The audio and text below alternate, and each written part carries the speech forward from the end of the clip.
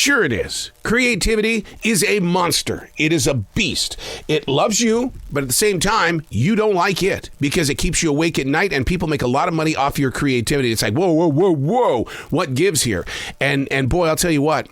When you bump into people that you know are going to take advantage of you, what you do to yourself is nothing compared to what you would like to do to them. Just let them know that they are abusing your creative talent, but you don't have it in you. I get it. I get it. But yet you continue to create. And it's like, how do we make it through this storm? And one way to do it is to understand why you create and where you create, when you create, and set up the rules. Just set up the rules.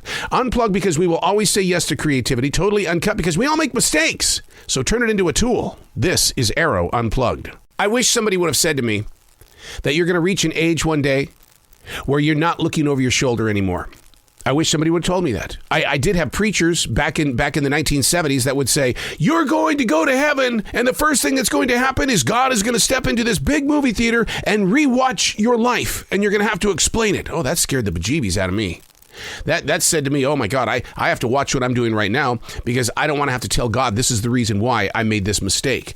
And of course, as I grew with religion and spirituality, I understand that, wait a second, why are we rewatching a movie when the higher power is with me at all times? It's he, she, it, the universe. It knows exactly what's going on, and we agree together. We create whatever it is in order to take the energy and place it into the next step.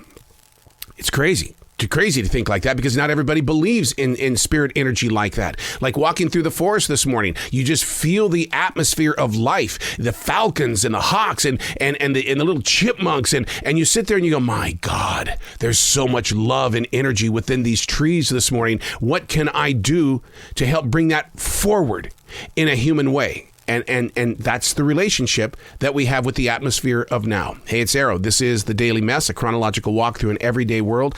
I am a daily writer. It's junk like this that I experienced before putting pen to paper, and all of a sudden you go from the sofa to the studio and whoa, we bump into each other.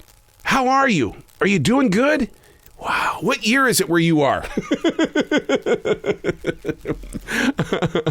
You didn't look at the headlines this morning, did you? I hate doing that, but I do it. The very first thing I do when I get up in the morning, I feel like my dad. I get up and I read the newspaper, but I'm not reading the newspaper. I'm going to the websites. But sometimes I just feel like my dad. Before anything ever happened, he had to read the newspaper. This is The Daily Mess. We're reading from October 7th, 2021. I'm not really sure who I would be today if Julia Cameron hadn't convinced me in The Artist Way to start writing in July of 1994. Without words on a page, I can't truthfully tell you who I was before spilling ink all over these notebooks. I know of the stories, but what is the accuracy of a lifetime of memories? It's like mile markers. You know where they are, but the human heart can't identify the exact path that turned into a can't forget moment. I mean, I do know the moment, the very second that I met my wife of 29 years. We've really been married 28 years, but she likes to include that year that it took for us to get to know each other. It was a mile marker. And with written words, I don't know the full story. I have a lot of poetry that I wrote with her and for her, but as a writer, to see it makes me a reader. And maybe if I'm lucky, I might remember what inspired the words of love to take that particular shape, which basically means if I ever go back through my 27 years of daily writing, I might not agree with what the writer had to say. Now, I know that for a fact, that I've been in those situations. My first book, One Man's 1,021 Thoughts, I went back. And first of all, the book was supposed to be a book of poetry because I am a poet. I love to write poetry. And what happened is that when I went back, I realized the words around the poetry and not the poetry itself was more powerful. And I thought, oh, shoot, man, this is stuff I need to be sharing. And so that's how that book came into being.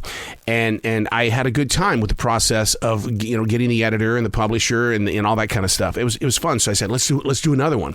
We'll do a follow-up book, another 1,021 Thoughts. And wow. Like I was mentioning, what is it like to go back and read your words from years past and a life that has passed by? And what happened was the second book actually takes you through the moments of September 11th, 2001 with the Twin Towers in New York City. And basically the world changed within a moment. and to go through it as a writer, and I knew what I was going through as a broadcaster, what it did to our industry, and what was expected of us in the industry of broadcasting as the world was changing, that the weight of it all, the weight, and how we all changed toward each other, and it just really, on this side of the experience versus the actual experience, it's a very tough book to read, because of what went on and how it went on. And I wonder, with COVID-19, will I ever go back and read the daily writing that from March of 2020 up to the present place right now? Now, sure, I take the writing and I put it in this podcast episode, but do I even have the strength to go back and listen to what I was saying, let's say on May 20th of 2020? Maybe the challenges and the changes and the mystery and wow, we're in lockdown. What does this mean? We're losing all of these jobs. What does this mean? What were we going through? And that's the toughest thing about being a daily writer. The evidence of now is there, but do we want to go back and read it? And who are we writing this for? And one of my biggest challenges is the fact that I don't know what to do with all of this writing. Now, people have said, well, I know you want to hit the RV road and you want to travel the country in your RV. I do. But what am I going to do with the writing? Well, you got to put it in storage. I don't have that in me.